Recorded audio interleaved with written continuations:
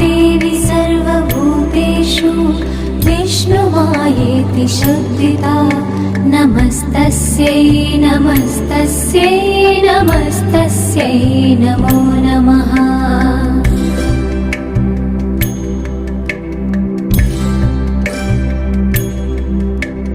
या देवी सर्वभूतेषु चेतनेत्यभिधीयते नमस्तस्यै नमस्तस्यै नमस्तस्यै नमो नमः।